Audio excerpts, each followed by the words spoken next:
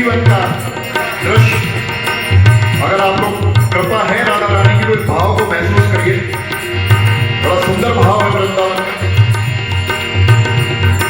राधा रानी की अष्टसखियां, रास चल रहा है ठाकुर जी और राधा रानी का, और अष्टसखियां को घेर के खड़ी हैं।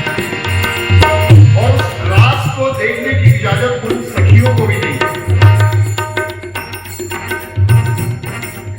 वो सखियां ठाकुर जी की जो परछाई बन रही है, राधा रानी की परछाई बन रही है, उस परछाई के दर्शन करती हैं।